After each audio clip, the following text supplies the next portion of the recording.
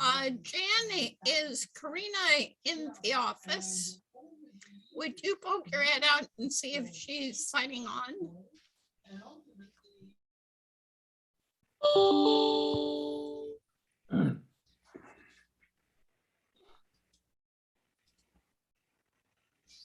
We're waiting for you. We're waiting. Am I on the wrong link? Yeah, go to the open section. Thank you.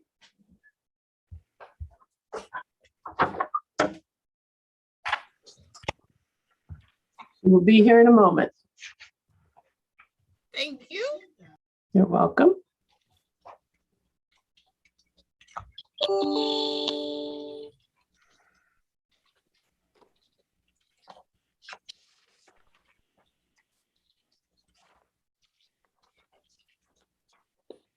My apologies. This is a little curveball. I called to order the Palm Desert City Council successor agency to the Palm Desert Redevelopment Agency and Housing Authority meeting for October 28th, 2021. The topics for closed session were listed on the agenda. We do have one member of the public who would like to make comment about one of our closed session topics. I believe that is Ms. Kalamanis. And so staff, would you please elevate her so that she may comment? And while that process is occurring, let me mention the comments should be limited to 3 minutes. And because of the Brown Act, council will not be able to engage in discussion, but may refer a matter to staff for follow-up. Ms. Kalamanis. Thank you very much. Can you hear me okay? Great, thank you. Good day, council and staff. My name is Alana Kalamanis, and I'm a resident of La Quinta. Staff has provided to you a letter written by Ed Smilo, who was an executive director of the California Alliance for Golf and has been at the forefront of golf course water conservation. Mr. Smilo says in this letter that you cannot compare gallon for gallon usage for a golf course and a surf basin like developers like to tell you. Water used on a golf course is recirculated back into groundwater in the aquifer, so you cannot measure the amount used initially without factoring in the return. And you can use recycled water on a golf course, which you cannot use in the surf basin. In addition, the environmental impact of water usage on a golf course goes far beyond the recreational value. The amount of oxygen produced by the grass that is grown has significant effect on the atmosphere. The grass areas have a cooling effect as well. The golf course habitat created promotes animal and insect life, which is a necessary component for the desert ecology and is an essential component for agricultural production as pollinators thrive on the golf course environment while growing fields lie barren and dormant. I encourage you to read this letter. Now, looking at desert surf, both Cloward H2O and CVWD, who worked on your surfing pool yearly water usage, admitted that they had no basis for calculations and used their best judgment. For the Coral Mountain Surf Project in La Quinta, our group has an engineer who used an EPA formula for evaporation circulation that took into account things like wind, the higher temperatures every year, and humidity. The CVW calculation does not include these things, and as a matter of fact, uses evaporation numbers that stopped in 2005. The Coral Mountain water use calculated by CVWD was 39 million gallons.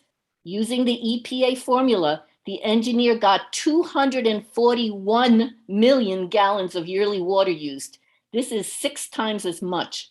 It is critically important that you take seriously your turf reduction program and start on it now before the development starts.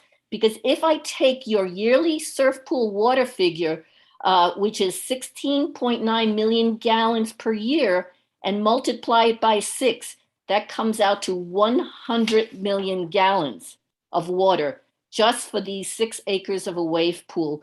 The turf reduction must happen and must happen quickly. Otherwise, you face consequences of potentially exceeding your MAWA as well as using an excessive amount of water. Thank you very much. Thank you for your comment, and council will now adjourn to closed session.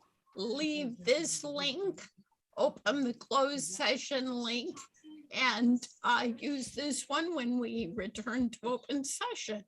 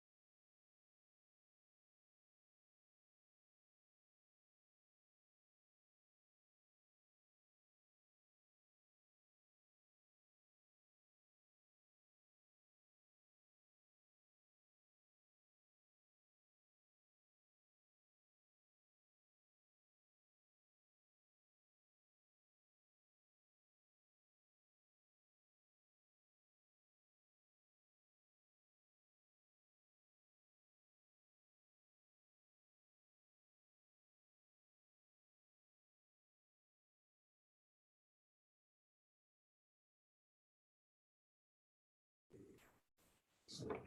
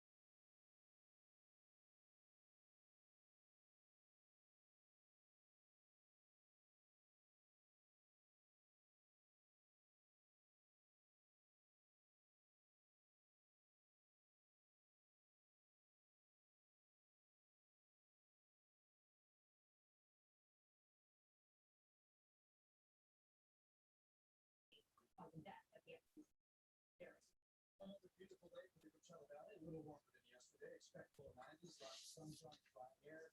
And we're expecting about the same forecast for Friday, slightly cooler air early next month.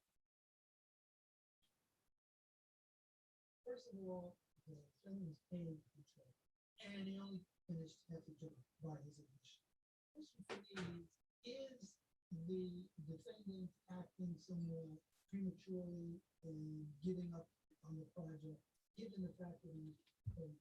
I think it's really simple resolution. Plaintiff was fine with the first part of the work, that was $300.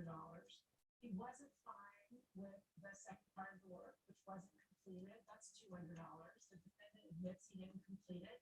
I think it's a $200 return. I have to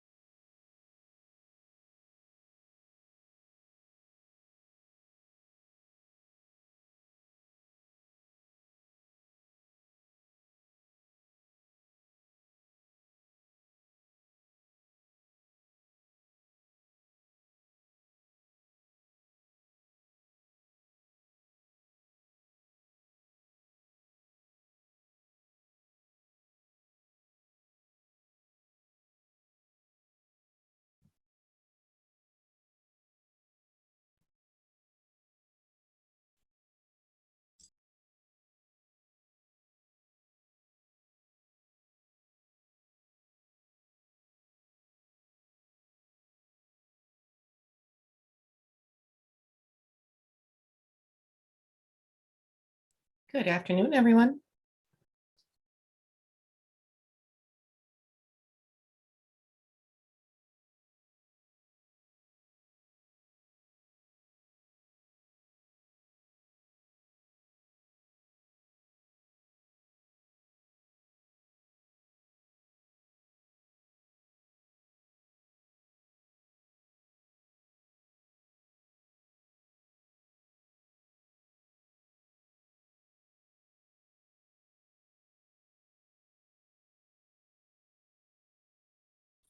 Looks like we are just missing no one.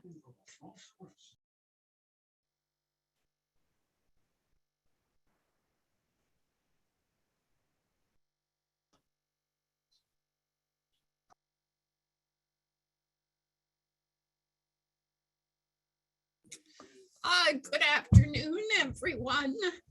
We will resume the Palm Desert City Council, successor agency to the Palm Desert Redevelopment Agency and Housing Authority meeting for October 28th, 2021, having just concluded closed session. Madam Clerk, would you please take the roll? Yes, thank you, Madam Mayor. Mayor Pro Tem Harnick, Here. Councilmember Jonathan, Present. Councilmember Nastandi, Here? Councilmember Quintanilla, Presente. Mayor Kelly. Here, All members are present, Madam Mayor. thank you.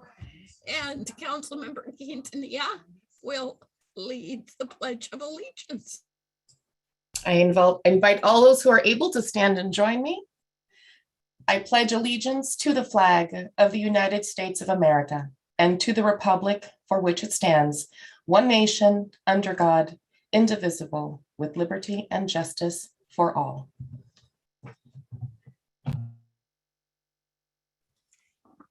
Thanks. And Council Member Jonathan will offer our inspiration invocation. Thank you, Mayor. We recently lost an individual that for decades dedicated his life towards making our community better for all. He was an inspiration to me, and I hope that the following 2-minute video will serve as an inspiration to all of you as well. If staff will help me cue that up, please.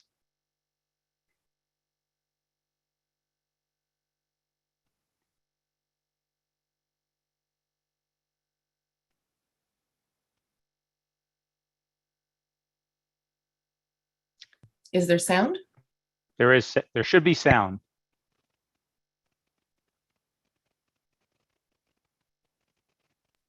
Did we share sound, Neep?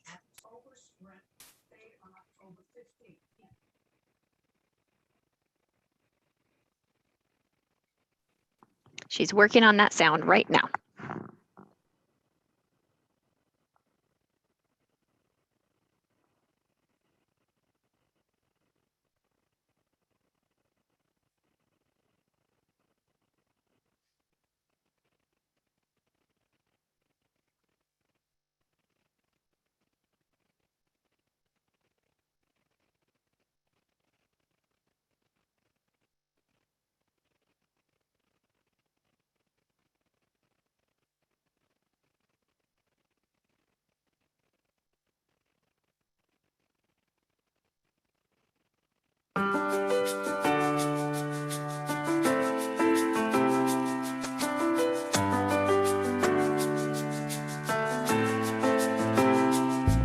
John Marmon was a 52-year resident of the city of Palm Desert.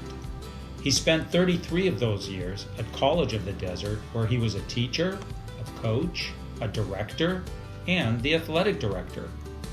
He served on a variety of city committees, commissions, and charitable organizations, including Palm Desert Rotary and the Palm Desert Historical Society. His passion was recreation, and in fact, he was instrumental in the design of this very park that we are standing in, and honoring him with this plaque designating the John Marmon Pedestrian Bridge.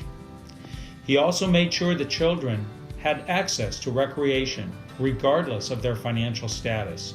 John was special, and we thank him for everything he's done for the city of Palm Desert and for the Coachella Valley community.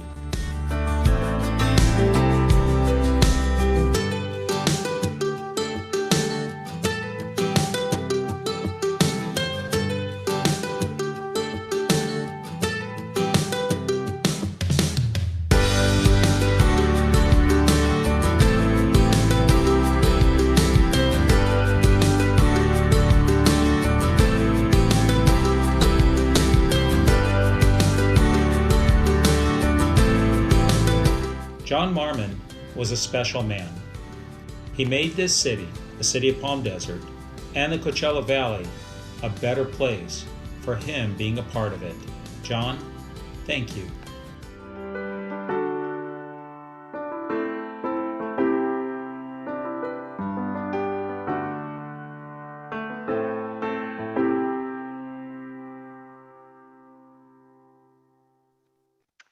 Thank you, Mayor, and thank you, John Marmon. Thank you so much for featuring that remembrance. Do we have action to report from closed session? Yes, we do. With reference to the agenda on item A1, the council unanimously approved a operating memorandum number 5, and that'll be available once it's modified per directions. On item B2, the mediation with Granite, the council approved a settlement, and the terms of the settlement will be available once that agreement is finalized and signed. Thank you. We have no awards presentations or appointments, which brings us to Mayor Council Member reports and requests for action. Leading off tonight will be Councilmember Quintanilla. Thank you, Mayor. The last 2 weeks, I had the opportunity to go and tour the RSO facilities. And so I wanted to say, even though that's not part of any official committee, just to extend that it was a pleasurable experience to go and ask questions, and that they invite members of the public to go and take tours as well as part of community relations. So wanted to give my gratitude to those that serve, and also the dispatchers. They mentioned that they have a lot of job openings right now. That is a competitive salary, so get out there and help make the city of Palm Desert and the whole entire region safer. And also the ribbon cuttings. We've been doing ribbon cuttings and other opportunities to get engaged, and the city is growing. We have new businesses opening, and just wanted to give a positive encouragement of we're bouncing back, and we're hoping to bounce back better. So that is it for my reports and comments. Thank you. Councilmember Jonathan. Thank you, Mayor. A few brief items to report, and then one request for action. We had the third, I think, of our community outreach meetings with residents with regards to traffic calming on Haystack. And I just want to thank Randy Bowman and his team for doing such a great job in reaching out to the residents, hearing their concerns and responding to them directly. That's a wonderful thing to behold, and I appreciate it very much. Then we also, the CVAG Homelessness Committee formed a subcommittee of which I'm a part of to study alternative methods of addressing homelessness. You know, we kind of are the state of the art, but we're not standing back on our heels. The paradigm is shifting. Cities like Los Angeles, Portland, Seattle, and now Palm Springs are looking at a shift in policy that better addresses some of the shortcomings in the current approaches. So I hope that something will come of that, and that may hopefully impact our city in a positive way.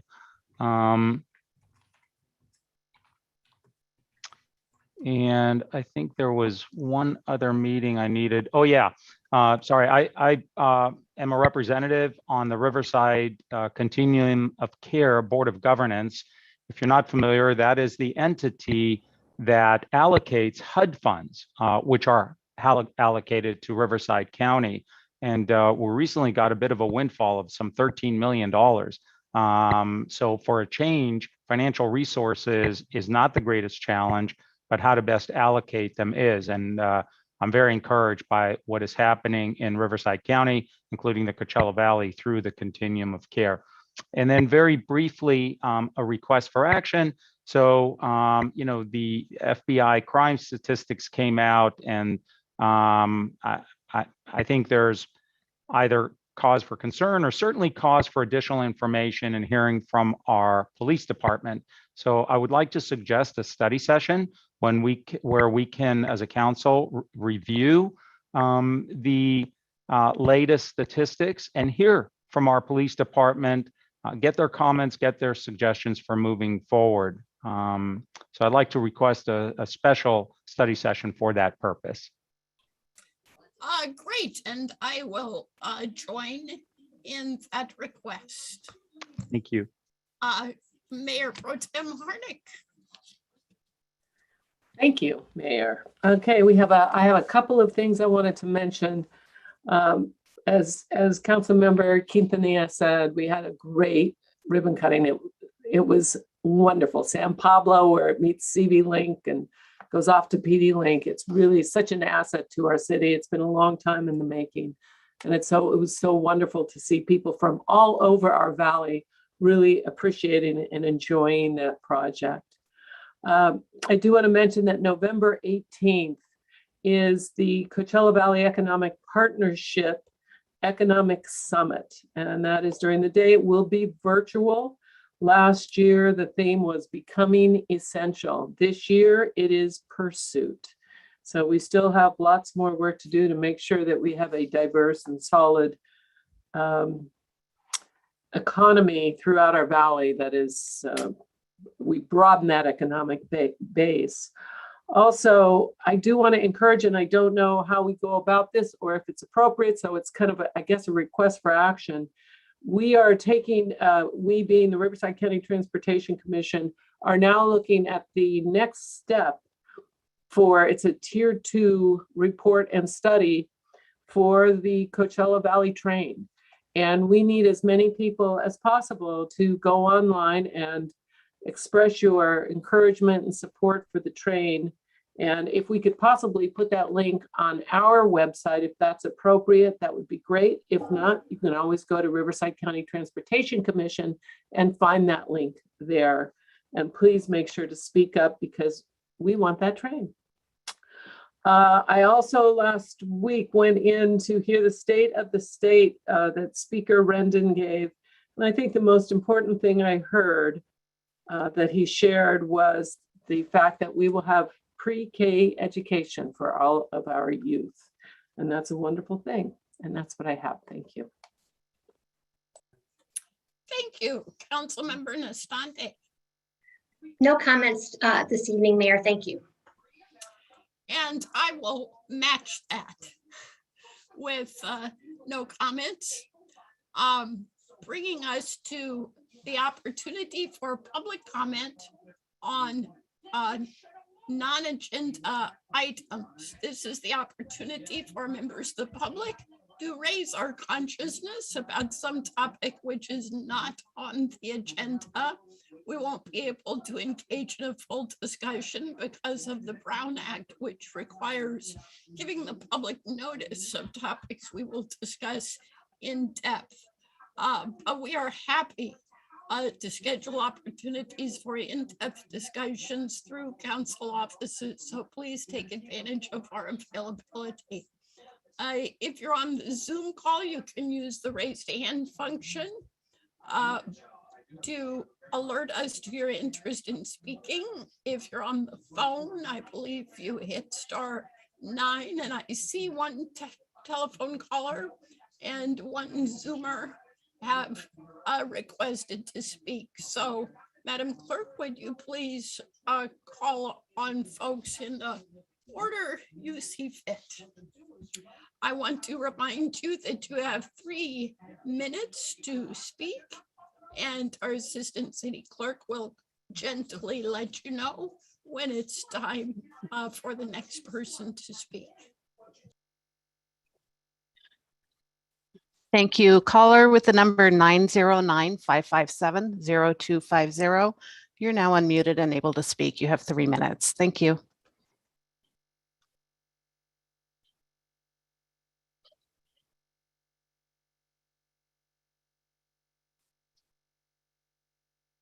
They also have to unmute their device. Yes, Neve, could you further instruct our caller? Caller, if you can please press *9 on your phone, you'll be unmuted and able to speak.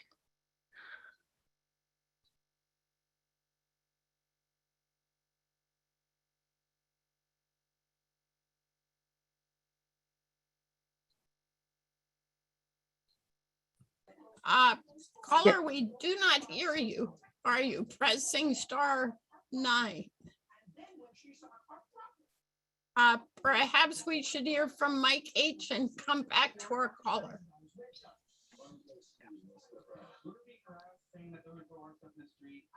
Mike H., you're now unmuted and able to speak. Thank you. You have 3 minutes. Okay, great. My name is Michael Harrell. I live at 7.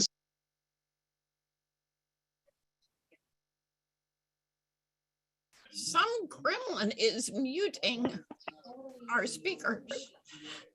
But I see 909 is unmuted. What is going on?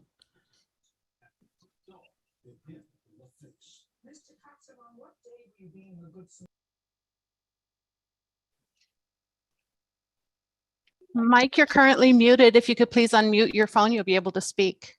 Okay, Or can your you hear me? computer. Can you hear me? Thank you. Yes. Okay, great. My name is Michael Harrell. I live at 76946 Kentucky Avenue in Palm Desert. And I'm in the cluster of homes that are being developed there on the old golf course for Palm Desert Country Club.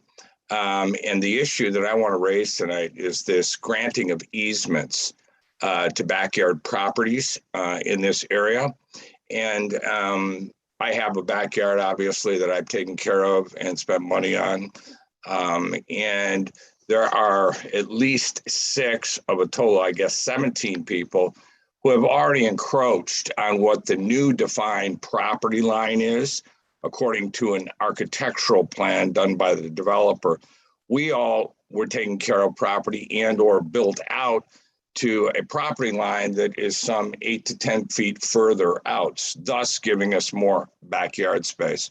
So as these easements have been granted to other property owners, I and a group of others in this area are requesting the same treatment, not to be showing partiality to people who have already taken it upon themselves to encroach. So we're desiring a grant of easement as well, as we have plans and are taking care of the properties now also. To grant certain easements to certain properties and not to others, I mean, it already shows that the developer has already developed or deviated, I should say, from his plans. So there's an architectural plan, there's another plan that all the property owners that have been here for some years, as I have adhered to. So,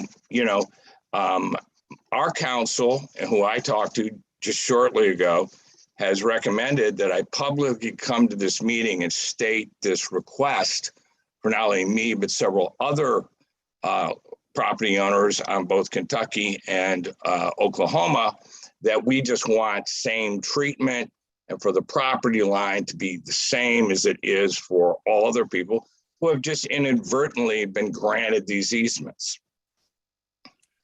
And we'd like to do that before we authorize him to take further action. Right, thank you for your comments. I want to feature that this time is for comments relevant to topics that are not on the agenda. The topic you're addressing is item 14 on our agenda. I let you finish because it was so much trouble to get unmuted. I thought we should take advantage of the moment. So We will retain your comments until we get to item 14, which is when we will talk about this. I do remind other speakers, this is the time for topics which are not on the agenda. I see another speaker among the attendees. Neve, could you call upon that person? Ms. Spear, I'm sorry, you have Yes. 3 minutes to speak. Are you there? Yes, can you hear me? Thank you. Honorable Mayor and City Council members, my name is Joan Spear and I live on San Vicente in Palm Desert. I want to thank you very much for addressing the issue of 5 districts for the City of Palm Desert. I listened in at the 2 p.m. Meeting.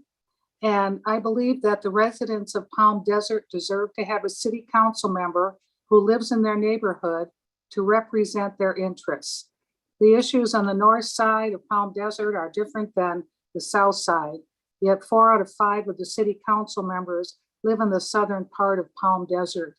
So I would urge you to please vote as a city council to change to 5 districts for the city, or to at least put it on the 2022 ballot, put it up for a vote in 2022. Thank you very much. Thank you for your comments. And Neve, did we lose that caller with the 909 number? That was me. That was me. And I kept pressing *6 and *9, but nothing worked. Oh, well, at least we heard from you. So thank Yes. you for clarifying. Thank you. Ms. Ortega, do we have any other members of the public to speak? There are no other members at this time. Thank you. Thank you for your assistance. Which brings us to the consent calendar. Do we have any items to remove at the request of any council members? I know we do have one request to register an abstention, but do we have any requests for removal? I see no hands. I'm informed that Mayor Pro Tem Harnick wishes to register an abstention on item 2C.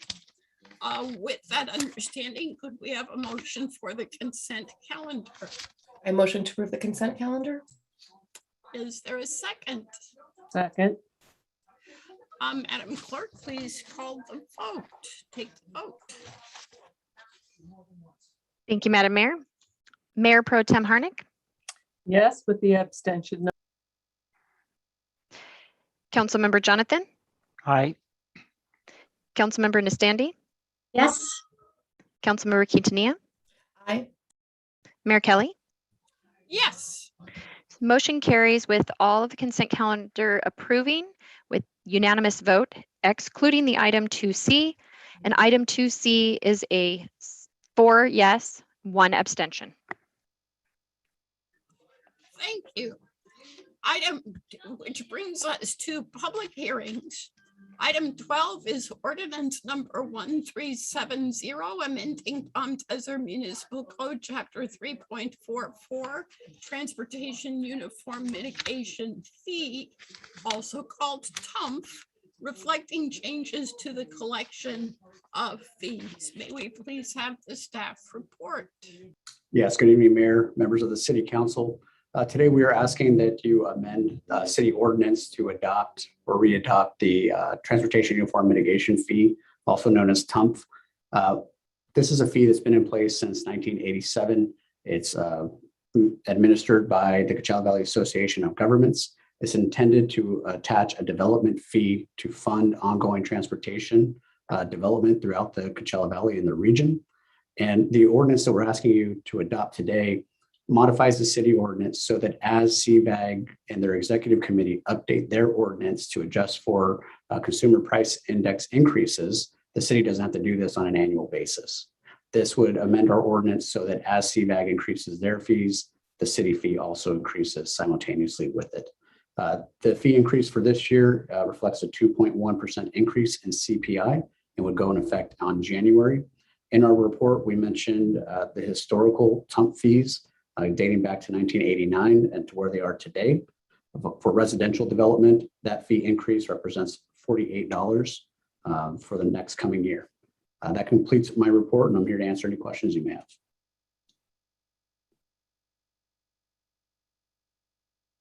Councilmember Jonathan. Thank you, Mayor. Mr. Ceja, good afternoon. Good afternoon. Good afternoon. So I just want to make sure that what we're giving kind of pre-approval to is just cost of living adjustment increases, because I note that the TUMP itself it tripled in 12 years, and that's beyond cost of living increases. So I know there's other increases that CVAG has initiated. So my question is, by giving pre-approval, is it only the COLA to inflationary increases? It is for now. CVAG and their executive committee, and why you saw a big increase after 2018, when they review this, they go through a formal nexus study for that fee increase. It's vetted, it's publicly held hearings on it, and the executive committee there ultimately votes on it.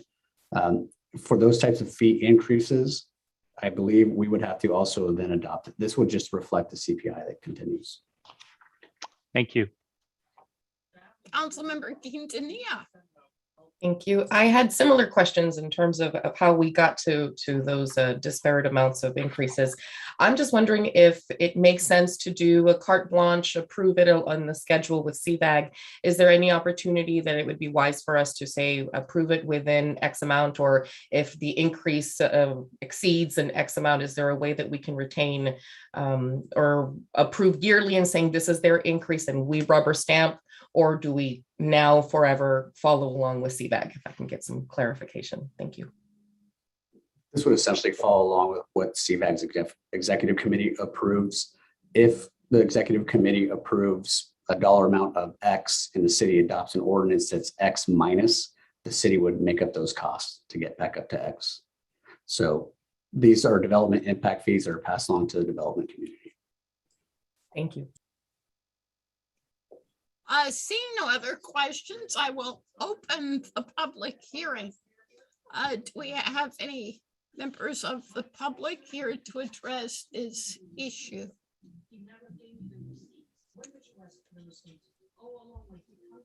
If so, you can use the raised hand function on Zoom or *9 on your phone.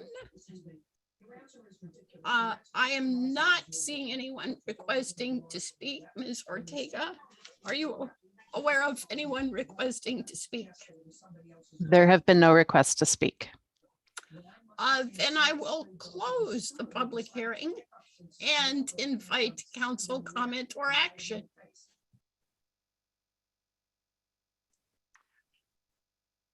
I would move to approve. Thank you. Mayor Pro Tem? I will second, and I did want to make some quick comments. Having served on transportation at CVAG for a number of years and executive committee as well, what we're looking at here is the CPI. And when we look at, and it was noted, the big jump in fees, but I ask you to look at the period of time nothing was done, and they didn't. Unfortunately, the TUMP did not keep up with price increases, so there was a significant jump at one time. When we go through this process, there is a in-depth study that comes around, and we have someone else go out and come back to us with numbers and studies. The transportation committee thoroughly studies and vets it, and then it gets passed up to the executive committee. It really is quite a process that they go through. And if you look at, that period of time, 17 years when it wasn't raised at all. And I think everybody on the Zoom knows that in 17 years, everything else got more expensive, but we didn't touch that. And we have to avoid making that mistake in the future. And those are my comments.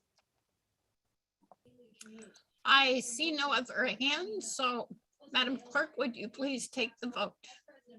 Yes, Madam Mayor. May I make a clarification to the motion? The motion is to pass the second reading. Perfect. Thank you very much for that clarifying. So Mayor Pro Tem Harnick, Yes. Councilmember Jonathan, Aye. Councilmember Nastandi, Yes. Councilmember Quintanilla, Aye. Mayor Kelly. Yes, Motion passes unanimously to second reading. thank you so much.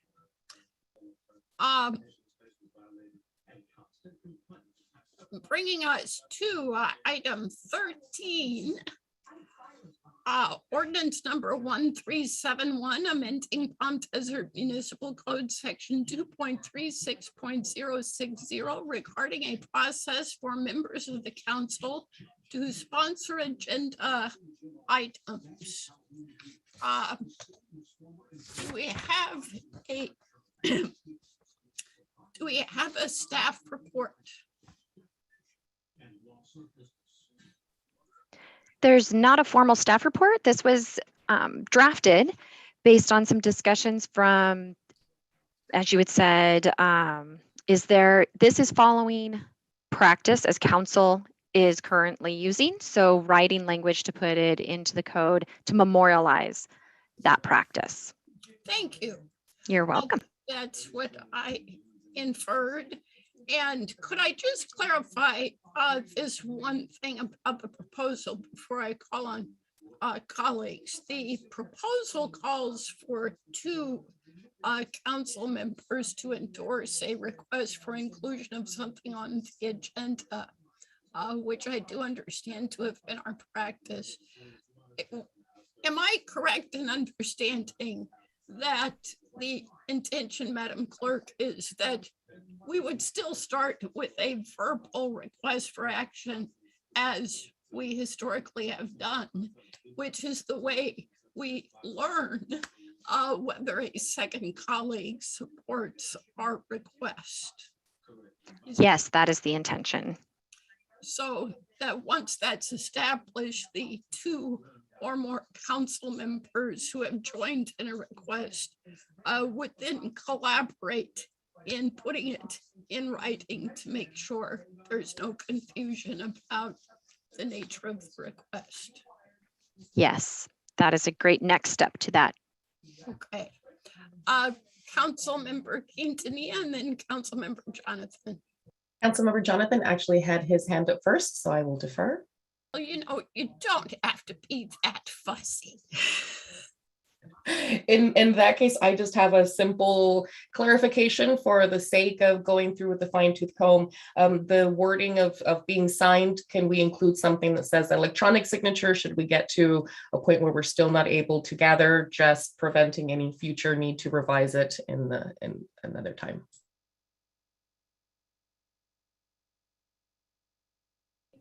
Great point. Is that consistent with usual interpretation, Madam Clerk? Right now, we do have the policy the council approved back in June. Could have been the first meeting in July. I apologize. That does allow for electronic signature as a normal means of signature. So with that policy in hand, it would basically say that that is okay. We can write in more language if that is the wish, but I do want to let you know that that policy does allow for that to happen as well. Great. That should be sufficient. Councilmember Jonathan. Thank you, Mayor. So just one clarification and then two questions. I do not recall this as our standard practice in the past. I don't have a problem with it, but I think in the past we've simply made like a request for action. And really, it's been a situation where unless somebody objects or unless staff indicates that it's problematic, then the request is granted. So I see this as a departure from previous policy, and that's fine. The two issues that I have that I would question is, number one, what was just touched on in writing, really.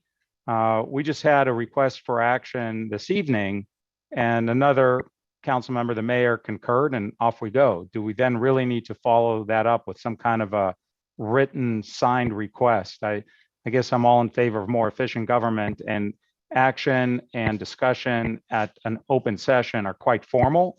I'm not sure that we need to go beyond that.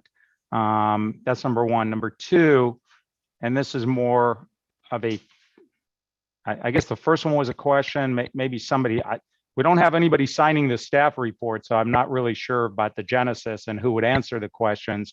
But that is kind of a question, why do we really need to put in writing? And then the second question would be, why do we need to set a minimum of 2 meetings later?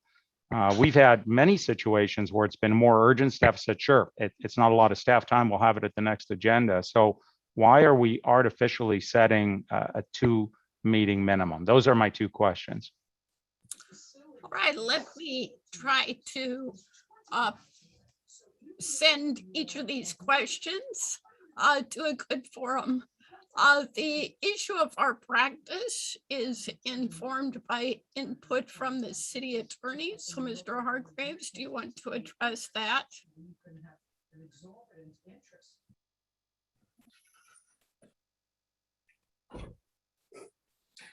You know, quite frankly, I was pretty much out of the loop as this thing came forward. It's really up to the council, however you want to do it. And I would agree, it hasn't been a requirement that things have been in writing, but it hasn't been real clear what the requirements are. And I know we've gone back and forth at various times. I think this is an attempt to standardize the process. And I would suggest, I mean, it's totally up to the council. Whatever works, there is no, I mean, different councils do it different ways. So whatever works for you, we'll write it up. And if this isn't it, then let us know and we'll do it.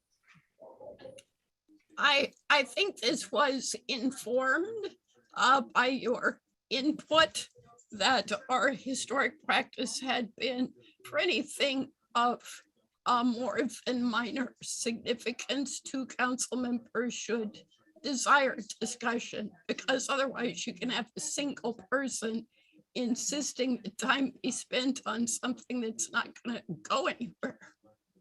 No, right, that is correct. I mean, the practice, and there again, it hasn't been, I mean, there's been different versions of it, but the most recent iteration that I'm aware of is that the practice was that there'd be 2 council members, just so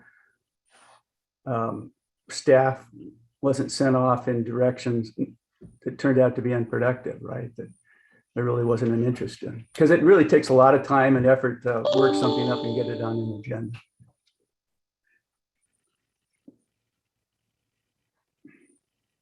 We have 3 hands. Let me quickly say, I think the reason for putting the request in writing was to assure that the staff clearly understands what's being asked before getting too far around the track. Mayor Pro Tem Harnick, then Councilmember Nestante, and then Councilmember Quintanilla. All right, Mayor, can I just get the second question answered, the one about the 2 meetings ahead? Yes. Madam Clerk, do you have some input on that, or Mr. Eilman? That came forward just as an option to allow the staff and the council members who are putting forward the item to have time to prepare it. In a situation where we have a meeting like today, the staff reports would already be written, received, in process for review. So it would be pretty quick and almost hard to try to get a staff report written up for the very next meeting. So it just allows for the proper time for written up review. So that was the thought when that part was written, when I typed it up. So City Manager Heilman, you might have something more. No, I think you hit on it. If there's a desire to move something up a little quicker and the sense of urgency with it, I don't think it really hurts us one way or another, as long as we've got the capacity. So I think the idea tonight was just to best try to describe what the practice should be, formalize it a little bit, and make sure that everyone knew the rules. and was comfortable with how something got on the agenda. But from my perspective, that's not that important of an issue. If it's important enough to the council, it'll get done. Mayor Pro Tem Harnick. Thank you, Mayor. And your comments about being careful of staff's time, being respectful of staff's time is well taken and really important here. You know, over time, I've seen this done a little different way now and again. And I think it is very wise to formalize and standardize the process, because then we don't have the questions. We know it should be done a certain way. And I think this is a good step in the right direction. It's always worked before without this, but we see sometimes it gets uncomfortable and it doesn't work as well. So let's formalize it, standardize it, and make it easier on everybody. Councilmember Nastande. Yes, I would concur with Mayor Pro Tem Jan Harnick. It's good for us to standardize the practice. And I just know on my first 4 years on the council, the former city manager quite often had to tell me, Gina, I don't think you have support of your other council members and you need at least one other. So I've been going off of that verbal understanding, and I think it would be good to standardize it and make it more official than it's been. Councilmember Quintanilla. Thank you, Mayor. And thank you to our clerk and city manager with getting all the different perspectives of how this streamlines efficiency. I just have a concern with, if we're saying we have that much flexibility, then why do we need to include the 2 weeks? I concur with the conversation about needing to be sure to put it in writing and how it's the best guidance. We don't know how this will impact 12 years down the line with the council who will be looking at the policy then. But I think that if we're not going to say a maximum amount of time before it gets on the agenda, I don't think that we necessarily need to address a minimum if we're going to have some flexibility. Thank you. So let me throw out a suggestion before we go back to Councilmember Jonathan. I think staff is trying to signal to us that in the normal course of affairs, it would be really helpful if we expect things not at the next meeting, but at the following meeting, since the process for the next meeting is so far down the road at the time we're presenting a request. So we certainly could consider sending this back for some slight redrafting to say that the date the item is placed on a future agenda will normally be no sooner than 2 regular meetings after the date of the request. If we say normally, that leaves open the opportunity for everyone to agree that something's urgent and should be pressed ahead. So, Councilmember Jonathan. Thank you, Mayor. And yeah, I mean, clearly we all concur that we need to have a written process to avoid some of the failures or inefficiencies, unfairnesses of the past, whatever. We need to do better, and that's great. So we need to have a policy. In redrafting the municipal code, I think is what we're doing. I see 3 deficiencies with what's before us. Number one, it is not clear that the request originates in open session under the request for action item on the agenda. So I think we need to clarify that. Number 2, and related, it says that the request must be made in writing and signed. So that implies that there needs to be a written request somehow submitted and signed previous to a meeting. It doesn't indicate that it happens afterwards. So I think we need some clarification. My preference would be, I don't think we need to turn this into a contract. You know, I mean, I think staff pretty well understands what's being communicated in open session when there's a request and when it's seconded by someone.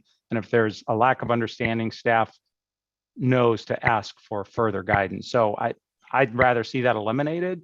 But if the wish of the council is to keep that in, then it should be clarified that the written request and the signature takes place after the request for action has been made. And thirdly, I'm grateful that we are all very, very respectful of staff, all the demands that are placed on their time and their limited resources.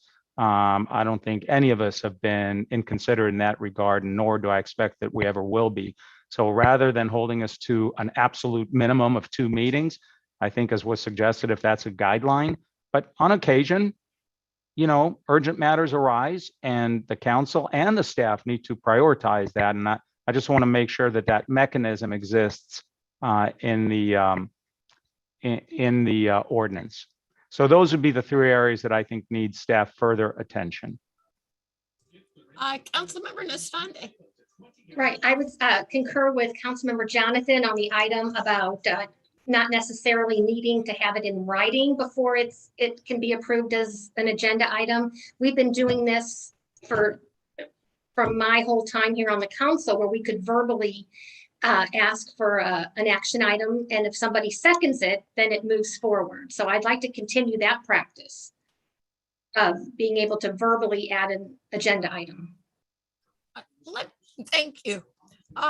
Let me offer that staff has expressed, and maybe they don't want to stick up for themselves, has expressed that it would be helpful in some instances to have written specificity after the request for action, so that there's no confusion about what they're preparing for. But at a minimum, I've heard that folks would like to have this revised to clarify that the process can start with a verbal request for action in a meeting, which is where we find out if 2 of us concur. We could potentially say that if there's a need for clarification, staff can request those 2 members to memorialize the request for clarity, and that normally the item would return no sooner than these 2 regular meetings after the date of the request. Does that give us would someone like to move that we refer this back to staff for redrafting consistent with what I just said? Mayor Pro Tem. Thank you. It just seems to me that we are making this into something bigger and hairier than it needs to be. And if it is simply that, if it can be brought up at the dais, and then there is a second council member who also supports having that on the agenda, and then as long as these 2 people agree on it, put it in writing. That's not so tough, and give it to the appropriate staff member. If we believe in something, I think we can take that time to write it down. I just think we're getting into the weeds on something that we don't need to be. And a minimum of 2 weeks is or 2 meetings is very generous. I know sometimes our staff is overwhelmed with projects, but I think leaving it that way, and if something is of an emergent nature, then it would be dealt with as such. I think we're all saying the same thing in different ways. Madam Mayor, I motion to then approve with your suggested changes and go back to staff so that we can take a crack at it again. I will second that. Mayor Pro Tem, did you still have your hand up? Yes, I did, but I didn't mean to. All right. I think we're ready for the vote. Thank you, Madam Mayor. Mayor Pro Tem Harnick. Yes. Councilmember Jonathan. Aye. Councilmember Nastande. Yes. Councilmember Quintanilla. Aye. Mayor Kelly. Yes. Motion passes unanimously. Item 14 is the item one of our speakers addressed earlier. Resolution number 2021-65, approving final tract map number 37240 and subdivision improvement agreement with Village PD LLC related to the Palm Desert Country Club. And is Rosie presenting? Good evening, Mayor. This is Eric Sayon, Deputy Director for Development Services. Rosie should be joining us, but I'll be doing the presentation. I felt it a bit unfair, her being a newer employee, to present this project to you tonight. Let me bring up my screen. Hopefully you see my screen. Excellent. So for your consideration tonight is a resolution to adopt the final map. Final map has gotten to this phase because it's met all of our technical requirements, met the technical requirements of the Subdivision Map Act. They've put their agreements and bonds in place here with the city, and it's conformed with all the conditions of approval. So a bit of project history here. The project was approved in 2018 for 69 condominiums over 3 separate sites that were the former executive golf course for Palm Desert Country Club. In 2019, the applicant did submit their building and grading plans for review. We've had them on hold because we can't issue those permits until they record their final map. But also in 2020, they came back and amended their conditions of approval related to the affordable housing component and fees that were applied to it, and also on the city to amend an operating maintenance agreement for the remainder of the golf course. We've also required them at that time to conduct a new site survey to identify all the existing encroachments. That was to help us with an additional condition that is on the map, that for property owners that had encroached and built onto the golf course property, that they be given an option to either remove those improvements or possibly even be granted an easement to maintain those improvements on the golf course. So with the requirement of that full survey on site A, there were 17 total properties that were identified that had encroached into the former golf course. These are mostly building improvements or substantial landscape like trees or palm trees, but things that, like turf that was expanded beyond a property line, were not included in this. The city here also did require that the applicant, the developer, obtain written agreements from those property owners with the encroachments. And with that, Palm Desert Country Club sent out those certified letters to those property owners requesting written confirmation that they were going to remove those improvements or accept an easement. This was a relatively slow process. Some homeowners had actually changed hands. Some are not full-time residents. And so later on that year, a second notice was sent out to the remainders, and a third notice was sent out to the 4 property owners that had never responded as well. The city had agreed, since property owners had not responded, that they should be granted an easement to preserve their improvements since they were non-responsive. And finally, just this past October, the applicant submitted those 6 grant of easements to those property owners to maintain their improvements on the golf course. With that, again, the applicant has met our conditions of approval, and they've met the technical aspects of the Subdivision Map Act, and we believe this final map is ready to be approved and recorded. That completes my report. Any questions from council members? Councilmember Quintanilla. Thank you, Mayor. Question that popped up as you were given the presenting: how would somebody end up extending past where they should? Isn't this the point of going to planning and permits? Are these individuals that may have done this without a permit? Possibly. One of the issues at Palm Desert Country Club is that this development's been in place since, I think, the earlier mid-1950s. It's developed over several decades. Assumed property lines, I think, were thought where they were, where they weren't. And many homeowners, yes, were either permitted through the county at a certain point or built illegally. In some cases, there may have been a city permit issued on an assumed property line case. But in order to address those situations, the council, when approving the map, directed the developer to work with each property owner that had done that. And in granting the process, would there be a way to distinguish approving something for somebody that did this through the proper channels and went and sought permits versus somebody that may have done this illegally? We haven't been able to go back again because this has developed over several decades, even before the city had control of the area. So we haven't been able to go back to see what has been permitted and what hadn't been. For those owners that had those built improvements, though, if they were granted the easement, they get to preserve. The easement grants them the preservation of that use. Thank you. And what Mr. Say, the process Mr. Sayah has described is consistent with the decision made and conditions imposed by the council in 2016. Councilmember Nastande.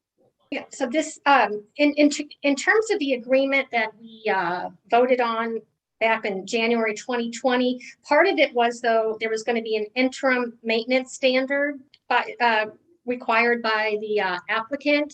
And it's come to my attention from a few of the homeowners over there that these standards are not being met. And I have to concur. The maintenance standards are not what they should be. So is that going to get addressed with this That is going to applicant? get that is going to get addressed. I also had a meeting today with 2 property owners adjacent to the existing golf course about enforcing that operation and maintenance agreement. We'll be meeting with the course owner and their maintenance crew next week, and we'll be following up with Mr. Hargraves, the city attorney, about the enforcement of that. Okay, thank you. And following up on Councilmember Nastante's question, this project has been pending for a long time. And we do hear from time to time about residents who feel that past assurances haven't been met. The development agreement requires the developer to consult with property owners about 2 matters. One is the type of wall that will be adjacent to their property, and the other is the type and precise placement of trees. What process do we have in place to make sure that those things happen? So we aren't dealing with complaints after the fact when it's hard to unbake the cake. So in regards to both those items, for landscape plans, there needs to be a final landscape plan submitted both to the water district and the city. The city would not approve those landscape plans, and the water district wouldn't either without city's approval until we have confirmation that developers met with those property owners on those tree placements. So there is a control mechanism in place, and we plan on utilizing it. For the walls, we do issue permits for those. And again, we're going to have to get confirmation from the developer and sign off from the property owners on which wall option they chose for their rear yard. Thank you. I hope that gives folks helpful reassurance. Any other questions? If not, then we're ready for discussion or action.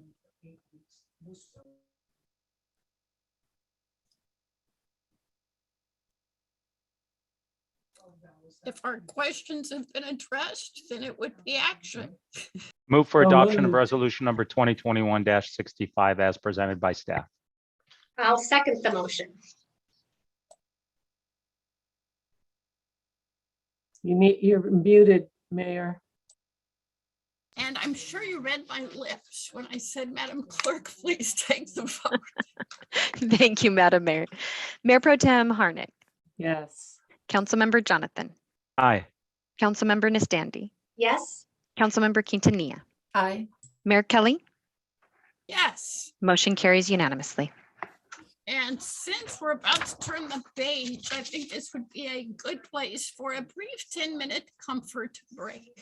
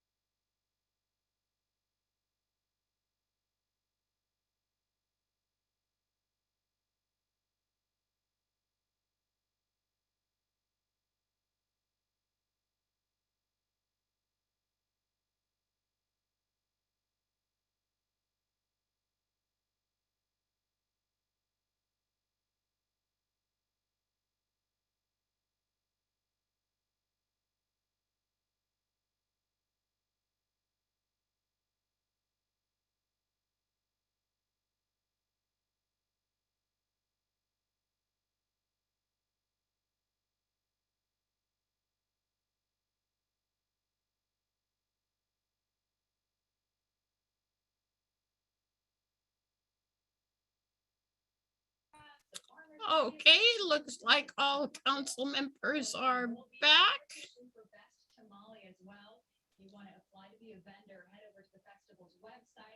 So we will resume. Let's see, is Martine back?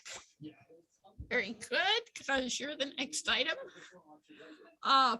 Item 15 is resolution number SARDA 086, finding that real property identified as approximately plus or minus 11.94 acre portion of APN 694-310-006 is not subject to requirements of the Surplus Land Act and taking related action. Mr. Alfreds. Good evening, Madam Chair, members of the successor agency. As we're asking that this item be pulled to a date uncertain, we're still waiting on some information from our California Housing and Community Development Division that will inform us as to next steps to take on the disposition of this property. I recall you need a motion to that effect. Would Yes, someone like to so move? This is the second reading, so moved. I'll second the motion. Madam Clerk, please take the vote. Thank you, Madam Mayor, Chair Kelly. So, Member Harnick? Yes. Member Jonathan? Aye. Member Nastandi? Yes. Member Quintanilla? Aye. Chair Kelly? Yes, Motion passes unanimously. thank you. The great irony, of course, here is that the Surplus Land Act is designed to spur affordable housing, which is what we're trying to do. Go figure. Item 16, request for consideration to appoint a council liaison to represent the city's interest on the Regional Access Project, AKA RAP Board of Directors. Ms. Moore. Good evening, Mayor, members of the City Council. Back in '92, the redevelopment agency, or the former redevelopment agency, entered into an agreement with the County of Riverside to provide certain services that were being unmet at the time. Out of that, the county created the nonprofit known as RAP, Regional Access Project. Up until Van Tanner was on the council and retired from the council, he was serving as a liaison from the city of Palm Desert for this nonprofit, and we haven't really had a representative, and staff just wanted to bring this back to the council to make sure that if there was interest in serving, that we give you the information that you need in order to select someone to represent the city on that board. Most of the money that RAP receives is derived from Palm Desert. And so we just wanted to make sure that the council was aware, and if they had interest in serving, that they could appoint a member. Thank you so much for bringing this forward. It does appear that perhaps it fell through the cracks someplace. Councilmember Quintanilla and then Councilmember Jonathan. Thank you, Mayor. I would like to express interest in serving on the board. Thank you for that. Councilmember Jonathan. Thank you, Mayor. Couple of questions. Number one, typically we have a liaison appointee in order to maintain communication, and as such as a non-voting member, and as such can then vote on contracts and financial matters between the two agencies. Is that what is being requested here? That's the first question. It could be either one. They did say, I think in the past, the council liaison to RAP was a voting member, and you could be a voting member or you could be just a liaison from the council.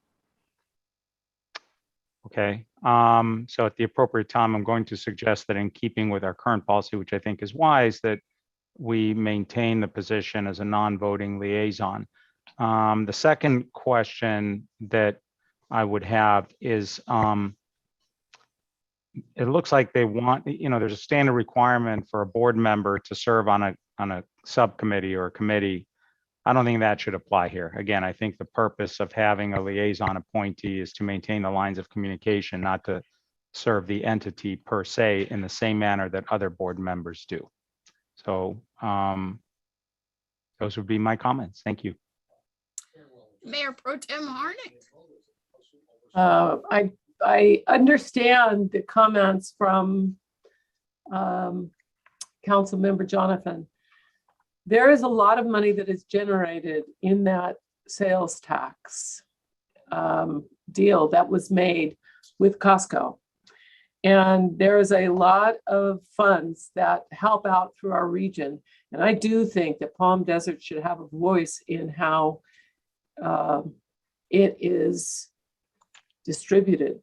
I think it's important that we do. And, we gave up a lot of sales tax to fund RAP. We should have a voice in it.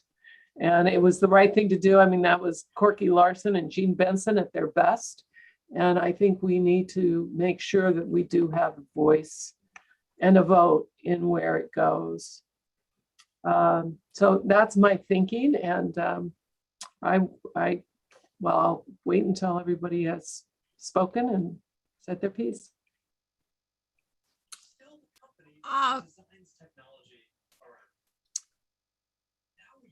I just realized, did we lose a council member? That's what I was exploring. Could someone check with Councilmember Nestante to see if she lost connectivity? We do need to continue. I hadn't thought about this distinction before listening to my colleagues as to whether we would prefer for this representative to be a voting member or a non-voting liaison. I think we have some of each within our committee and commission assignments.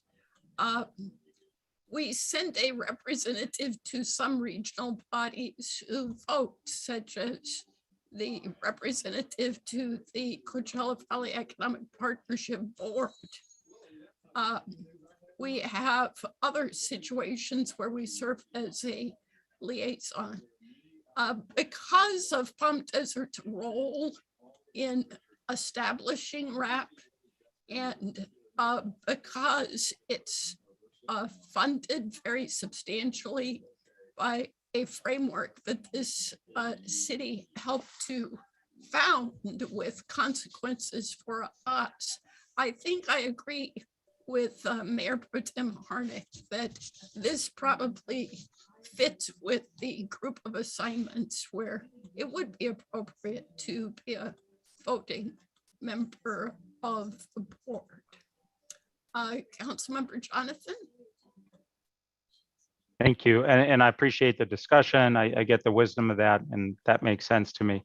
I just want to make sure and get confirmation from legal counsel that in the event that the city then has a contractual issue or financial issue with RAP, it is only that designated member that cannot vote, correct? We as a council can still act. Is that correct? Yeah, if we had an issue with RAP, I mean, the fact that we have a member on that board would not preclude the city council from doing whatever needed to be done. And in fact, I mean, even the council member who was on RAP could participate, both with the city council and both with RAP. That kind of a situation typically doesn't yield the kind of conflicts that we typically address. Did that answer the question? Kind of. I'm surprised by the answer because I thought specifically that is one reason that we have non-voting members on the YMCA board, on the Living Desert board, maybe on the McCollum, I'm not sure. So maybe I just misunderstood the requirements. The other wrinkle there is if we have voting members on the boards and we give them financial assistance, then we convert them to a Brown Act body. So that's typically why we don't have voting members on some of those boards. Okay, and that, okay, I guess we'll work it out. I just want to make sure that we as a council can still enter into contractual agreements of any nature, even though we have a voting member on the board. And I'm hearing you say, yeah, we can. Right. I mean, there may be some odd circumstance where there's a hang up, but I mean, we have plenty of people. There's other boards where we have voting members where if we got sideways with them, it wouldn't preclude the city from exercising any of its options, including CVEP we have a voting member on that board. We contract with them, we lease with them, and if they don't act appropriately, we've got full power to deal with them. Okay. And to just make one clarification, Mayor Kelly, for the council, the monies that are paid to rep are actually derived from property tax. It's based on a calculation of an area, a geographic area, but it's actually coming from property tax, and it comes from the former redevelopment agency through the end of that pass-through agreement. So we have quite a few years left on that, but it is derived from property tax. So it is not coming from the general fund, which makes a different impact. And just to be clear, I fully understand that. I'm thinking more of situations where, as I recall, RAP has come to us asking for financial assistance. So those are the situations I was envisioning. Councilmember Quintanilla. Thank you, Mayor. I just wanted to chime in terms of something that Councilmember Jonathan just said, that perhaps being sure that we have somebody on the board would mean that somebody from within would be able to vet and say, before we come with an ask to the city of Palm Desert, we need to be sure we have more of our ducks lined up. And so this would be an additional consideration to support staff's time and council time. Are we ready for action? Would someone like to move for the appointment of a council liaison to represent the city's interests on the RAP Foundation board?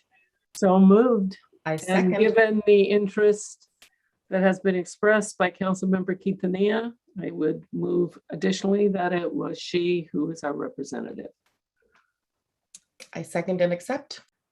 All right, Madam Clerk, please take the vote. Thank you, Madam Mayor. Mayor Pro Tem Harnick, Yes. Councilmember Jonathan, Aye. Councilmember Nastandi, Yes, and I just want to say I did get kicked off the internet and I was able to troubleshoot on my own. So thank you all who reached out. Councilmember Quintanilla, Aye. Mayor Kelly, Yes, motion passes unanimously. thank you all. Item 17 is request for direction on how to proceed with recruitment, screening, and appointment of the homelessness task force. We did have, of course, a full study session on this topic. So hopefully we're all up to speed and ready for action. Ms. Horning, did you wish to recap anything from that study?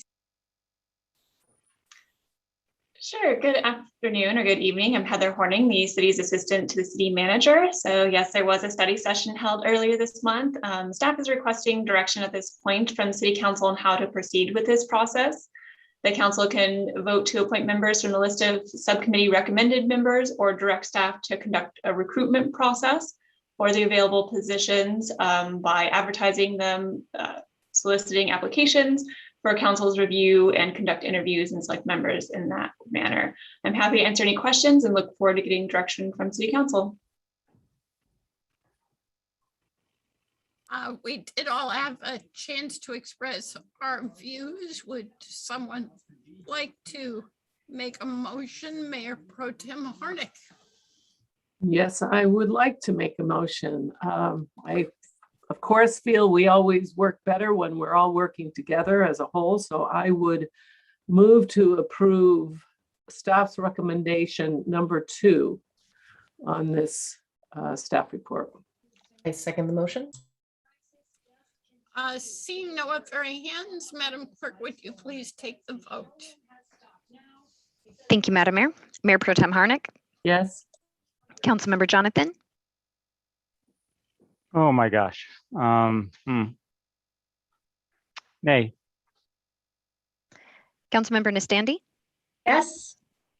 Councilmember Quintanilla, Aye. Mayor Kelly.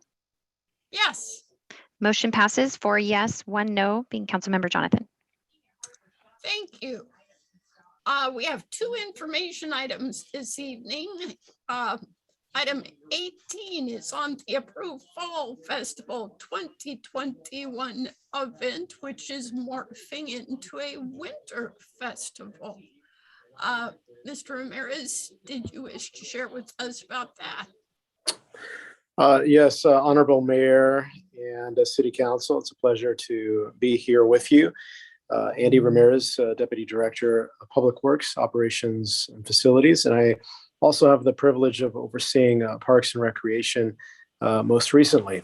The reason why we're coming to you today, as outlined here in our staff report that was produced by Ms. Jennifer Nelson, is simply that the promoter is unable to stay committed to the previous date set forth and approved by the council, and is requesting simply to move it to December 18th so that the promoter would be able to accurately have enough vendors for that time in December. And so hence the change in the title and the date.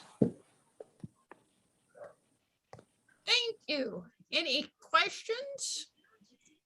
Councilmember Quintanilla. Not a question, but a comment. I've seen EP Black Label growing, and I think that they are building a lot of support within the community, and I think that they're a good partner, and I think it would be a positive to be able to grant an extension and even change the name if necessary. Thank you. Councilmember Jonathan. Thank you, Mayor. Yeah, and I mean, that's fine. I guess I'm a little concerned that we have the tail wagging the dog here, right? They're supposed to work for us. They had prior notice as to when these events were. There's 3 weeks between the events. I don't know what that means, that their vendors have trouble restocking. I'm going to take it at face value, though, and accept that. But my comment is to staff that let's not forget who works for who. And if we feel that a fall festival is in order when we do this again next year, let's remember that this particular vendor couldn't deliver. Thank you. I see no other hands, so Mr. Ramirez, thank you so much for your report. And that brings us to item 19, an information update on the Civic Center photovoltaic improvement project. It's a long word for solar. Who is going to present this information? Honorable Mayor, again, Andy Ramirez, one of 2 deputy directors here at Public Works. Such a privilege to be a part of this team. Before I introduce and hand this off to our team and our presenter, wanted to let you know this is an exciting time to be part of the City of Palm Desert. We do have some solar panels here that are in need of a replacement to be at optimal condition and functioning. And in addition to that, we know that there's a need to expand. And so with some great news, I want to hand this off over to Ryan Gaylor. He is our project manager and here at the city over 22 years just recently. So I just wanted to make sure I got that in there. So Ryan. Thank you. Mr. Energy. Take it away. So this information item is to introduce the Civic Center Photovoltaic Improvement Project. You have a report before you that sort of outlines the background and some of the details of the project. And so I don't want to rehash the information that you already have. I want to quickly turn it over to Brian Taylor and Kevin Flanagan. Brian's a representative of Forefront Power, and Kevin is a representative of Spur. And Brian's going to start off by explaining the project from the funding aspect to construction and on through operations and maintenance. So I'll turn it over to Brian right now. Thank you. Can you hear me? Yes. Okay. Thank you, Madam Mayor and the City Council for your time tonight. I have a deck. Ryan, would it be okay if I shared that deck or okay, great. One moment.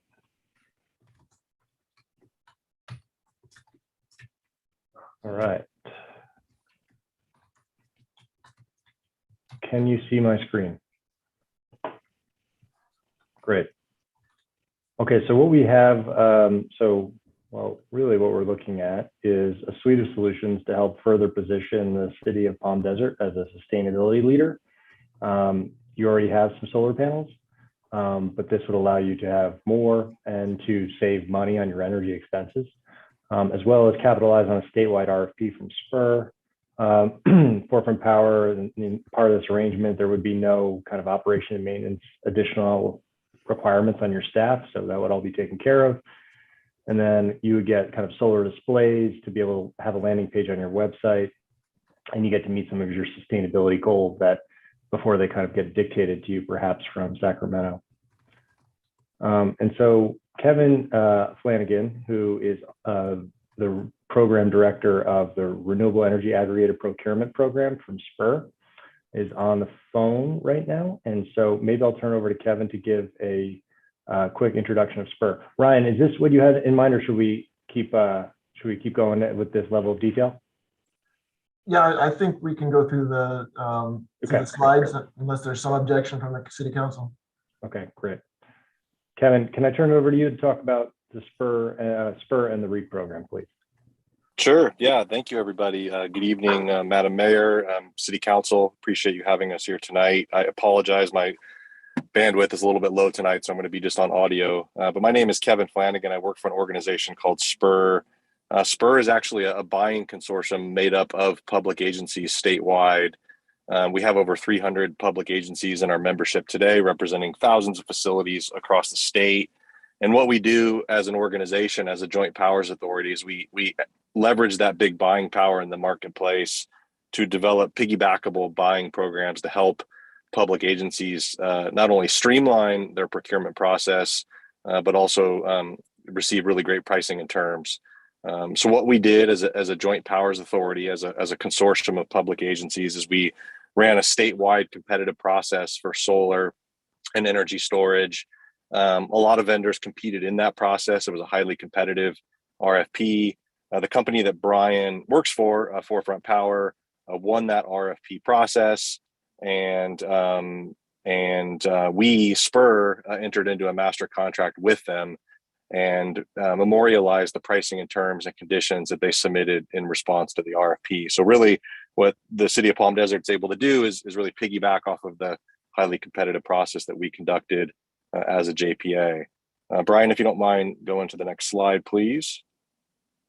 The REAP program, which is the name of the piggybackable solar and energy storage buying program that we have, has been really popular across the state. It's been used by over 50 different public agencies across the state, including school districts, colleges, cities, as well as counties, and even the state of California is utilizing our buying program to implement solar and energy storage projects. And really what it represents for you all is if you decide that these are good projects and it's something that you would like to pursue, the REAP program is really just a powerful procurement vehicle to help you contract for these projects and get these projects implemented. So with that, I'll hand it back over to Brian at Forefront Power. Thanks, Kevin. And so, quick about Forefront Power. We're a best-in-class development group. We've done over 1 gigawatt of solar throughout the country. I don't think there's any entity in California today that's doing more work with public sector agencies. We're essentially doubling our total volume of already a pretty substantial volume of California public agencies. We are, as Kevin mentioned, we won the Spur RFP. Our real secret sauce in being able to really efficiently finance these projects and pass the benefits of them along to the city in the form of the best possible energy rate. And then we're backed by Mitsui, which is a 400-year-old A-rated Japanese conglomerate, a very stable balance sheet, which helps differentiate us in the world of kind of a topsy-turvy solar industry during normal times and especially during a pandemic. So the procurement, the method by which the city would be procuring solar would be a power purchase agreement. And under a power purchase agreement, there's no capital outlay or upfront cost on the part of the city. Forefront Power would finance the system. We would permit it. We would procure all the materials. We build it, then we own it and we operate it. You, as the city, purchase the energy produced by the system. So instead of buying as much energy from your utility, now you're buying a portion of that energy from the solar that's on your parking lot. And that energy is, the price for that energy is basically break even with what you're paying at Edison right now and flat over the course of 20 years. So whereas utility rates tend to rise over time and have historically, you're kind of getting off of that treadmill. And one of the real differentiators about this method is that there, as you may know, if you have solar on the roof of your home or something like that, there's a 26% federal tax credit from the government. And so if the city were to actually use its own money to buy the system and have it on its balance sheet, you would leave that tax credit on the table essentially. So through the power purchase agreement, Forefront Power, because the system's on our balance sheet, we monetize that tax gravy or that tax coupon, if you will, and pass the benefit of it on to the city in the form of a lower energy rate. In other words, if that tax credit didn't exist, the rate for energy would be higher to the city. And then because we invest in the city and in these projects, this is an aligned partnership in that the only way our business makes any money is by these things producing energy. And so we want to see the system produce. The city wants to see the system produce because it's clean, cheap, renewable energy. And so we're both aligned in that regard. And to that end, we take care of all the operations and maintenance. If an inverter breaks or a panel breaks, we're calling you to see if we can come out there and fix it because we're not making the money that we hope we would be making. And then to that end, we also guarantee the performance of the system. So if it doesn't produce in any given year, the kilowatt hours specified for that year in the contract, we make the city whole for what you had to pay Edison for that more expensive energy. So that's the big concept, if you will. And I'll move on to the more of the specifics of the project now. So really what we're looking at is 3 projects at the Civic Center West, Civic Center East, and the Aquatic Center, kind of covering that campus for a total of just under 1 megawatt or 979 kilowatts. That would be offsetting about 91% of the energy on the campus. And looking into the future, assuming utility rates rise at a very conservative 2.7% utility rate, which is inflationary at best, you'd be looking at saving $1.5 million. If the rates go up faster than that, you would avoid paying more and be able to reinvest all that money back into the city rather than paying Edison for it. And then of course, these things have some added utility in that you can park in the shade. There's LED lighting underneath, so you get some added security. You can kind of see that in the background of the image. And then at one of the systems at what we're calling Civic Center West, we would be essentially removing and remodularizing the existing solar that's there, right? So you have some solar there that's not operating. We would be leaving this structure in place, for lack of a better word, taking off the modules, putting on new modules, and making it work again. And that's included in all of this. So here's an image of the Civic Center West. Again, we made a real point to limit any trees that would be removed. Only trees that are being removed are those that are under the arrays themselves. Everything else is being factored into our shading analysis to limit that number. Here's the Civic Center East. And here's the Aquatic Center. And then, in terms of some renewable attributes, greenhouse gas equivalencies, in year 1, we'd be producing about 1.6 million kilowatt hours of energy, which is the equivalent of, just looking here, about 1.4 thousand acres of forest that would be planted essentially. So you're really kind of doing your part in the sustainability efforts, and those kinds of metrics would only increase over time, and you could kind of, as a city, display that to the city and make sure that everyone knows what a great job you guys are doing in being sustainable. Now, the final kind of point that we want to make here, and I'm sorry if I'm providing too much information, is under NEM 3.0. So NEM is net energy metering, and this is the basic configuration with which pretty much every solar project in California is done, like whether it's on your home or on a business. You are generating electricity, and if you're not consuming all the electricity that you're generating, you're sending that electricity back to the grid, and your meter is spinning backwards. And the question is, what is the utility compensating you for that energy that you're putting back onto their grid? And currently, you're getting almost full retail rate, minus about 2 cents. You used to be able to get full retail rate under NEM 1.0. Under NEM 2.0, that changed in about 2017, and now you're getting a little bit less. NEM 3.0, net energy metering 3.0, the third iteration of this program, is going to be decided in January by the California Public Utilities Commission. We expect, based on what they've proposed, that this will get a lot worse. And so what we're showing here is that you have, under NEM 2.0, currently you would be saving about 1.5 million, and under the next kind of iteration of the program, as proposed by SCE, you'd be losing about 1.8 million. So in order to secure that NEM 3.0 legacy rates for 20 years, you would need to submit interconnection applications before that kind of line in the sand gets drawn and everything henceforth is NEM 3.0. That is basically it. So in kind of summary, you've got SPUR, a joint powers authority, which has already run the RFP on your behalf, allowing you to save time and money and reduce your risk. We've got Forefront Power, an experienced developer that is working with a lot of public agencies throughout the state. And these are really highly executable projects for Palm Desert to help position you as a sustainability leader. That's it. I'll kind of dismount there. Well, and Mr. Kaler, did you want to add something there at the end? It's in the staff report, but I wanted to point out that included within these carport structures, there will be availability of electric vehicle charging stations. I'm proposing 4 for the Civic Center West, and then 2 for Civic Center East, and 2 for the Aquatic Center. Thank you. It's a very, very informative written report, and I appreciate the detail you presented here, which will be helpful and I think exciting for members of the public. Councilmember Jonathan. Yes, thank you, Mayor. I do have a few questions. Number one, this starts sounding a lot like community choice aggregation.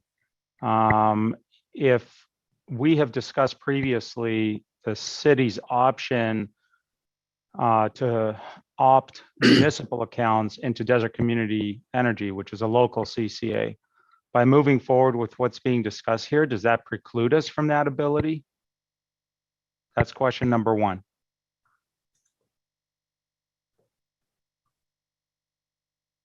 I'm happy to answer that, Ryan, if you'd like. Yes, please. This does not preclude you from entering into community choice aggregation. So community choice aggregation in a nutshell is you are currently, if you're not on community choice aggregation, but you don't have solar, you're buying your transmission and distribution from SCE, and you're buying the kilowatt hours, the electrons that flow through the grid from SCE as well. When you enter into a community choice aggregation, you're still using the transmission distribution from SCE, but now you're buying the electrons from your community choice aggregator.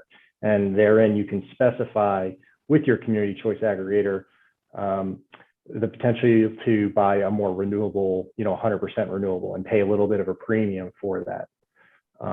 When you go solar, you're able to actually add additionality by having now creating more solar locally and saving money as a result, rather than just getting on a rate that it essentially equals your current rate from SCE, but has a higher renewable component. So you're able to save money, have additionality of creating more solar projects throughout the country, namely in your city. And then for all of your other meters throughout the city, you can still use community choice aggregation. You can in fact use community choice aggregation on these meters. It's just, of course, with generating 91% of the energy on your premises, you're not buying as much energy from the utility, period. You're generating it on site. Okay. So question number 2 is related to what you just touched on. So, we're all familiar with people's experiences that they get solar and then they're paying zero in electrical bills, right? Virtually zero. So why are we doing this so that we can just pay the same as what we're paying now? Has staff looked at this option and compared it to other options, such as potentially getting grants to build our own solar and bring our energy cost down, as opposed to just guaranteeing that it stays the same? With regards to choosing this method, when we initially advertised our RFP for this type of work, at the time we were sort of moving at a quick rate to move towards collecting proposals and reviewing them and the whole 9 yards, designing something and getting the project done. But when we found out how close NIM 3.0 was, we wanted to jump on something that we could lock in right away. And we were not confident that we'd be able to secure everything we needed in that time frame if we were going with our own process. Okay. And I know this isn't the time for discussion because it'll come before us formally, but I hope that my point will be addressed in the staff report. If it's a gamble, like let's do something that's not as great because we want to beat the deadline for something that may make it worse.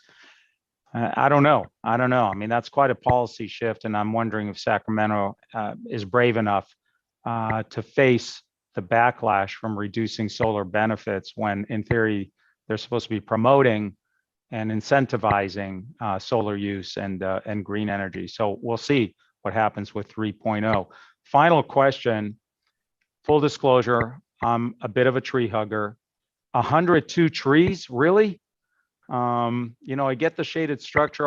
The aquatic center has the most beautiful parking lot on the planet with plenty of shade from those amazing trees that have a long history, by the way. Again, not the point for discussion, but just to let staff know, I'm going to be crying over those trees. So I hope we find a way, if not to retain them, then at least to move them. Those were my 3 questions/comments. Thank you. Councilmember Nestande. Yes, so I have 2 questions. Mr. Taylor, so in your proposal, you're guaranteeing that no matter how high maintenance costs might rise, that cost won't be passed on to the city? Am I understanding that? That's correct. When you think about the power purchase agreement, the fact that we own that system, we are responsible for operating it and maintaining it. And so, you might as well say, please don't touch the system because it's our thing to maintain and operate, right? And thus that is included in the price for the energy generated by the system. So yes, that is factored in. Thank you very much. And I'm very impressed with your company and the good work you're doing. I just have one more comment for staff though, however, and I appreciate staff as well. I know how hard you work and we as a council keep you very, very busy with our request, which leads me though to one of our leading local solar companies was somewhat disappointed that they never had the opportunity or heard about the RFP request. So I had to convey to them that if we, time is running out if we want to take advantage of the 2.0 NEM, correct? Ryan, when did we first approach Forefront Power? Actually, we did not approach Forefront Power. Forefront Power learned of RFP because we advertised it on Planet Bids, our electronic bid process. Mm-hmm. And we had several people who had downloaded the documents. I don't know if Renova was one of them that had downloaded. Apparently not. You're saying they didn't hear about it, but generally, I didn't say which company. I don't know. Was it whoever it was? No. Okay. Wintech. Okay. So I don't know if they were one of the companies that downloaded the information, but that information is automatically sent to everyone who's a member of Planet Bids. And I'm not certain if they are a member where they would have received that. Okay. Thank you very much for clarification. Honorable Mayor and Council Member, if I could just add one more item to what Ryan is also sharing. Part of our potential with Forefront is that they've provided a commitment to working with local companies that would be working on the engineering, design, and labor of construction. And so we thought that that's a bullet point that we would like to share. Yes. Councilmember Quintanilla. Thank you. I've been listening very intently and hearing all of the different moving pieces, and that's a whole lot to take in. I'm very happy to hear that you'll be working locally, and that's always a boom. We want to be sure to retain as much of those funds for our local economy. And I'm wondering if, as you look ahead to your labor needs, if you will be considering union employment and what your plans are for labor. I think that's a very important thing to inquire. Yeah, I can address that now if you'd like. You know, we absolutely can use union labor if desired. We're looking at 2 shops and for this project, and both would pull a lot of local labor, and they can be union as well if you'd like. And as an added comment there, Councilwoman Member Quintanilla, this would also be under DIR and prevailing wage, and so we'd be under state regulations in that regard as well. Excellent, thank you. Councilmember Jonathan. Thank you. I just want to clarify, Brian, that we as a council have not taken a position that using union labor is something that we desire. So I just didn't want you to proceed with an incorrect assumption. And then just as a point of order, Mayor, I know that both of these are, I think, require a minute motion as an informational item, and I'm not sure if we did that for the last item. Maybe I missed it. Thanks so much for pointing that out. We'll pick that up. I think this has been very helpful to staff in hearing what points you might elaborate upon in the staff report when this comes back next month. I am not hearing that we are settling for something that might be less than what our own RFP process could generate. I am hearing that we discovered Spur with collective bargaining power has identified the very, very best provider to deliver the product with the best results. So if that's correct, maybe that can be explained in the report for November. Because the impression I have from this staff report is that we're not settling. We made a discovery that we're trying to capitalize upon.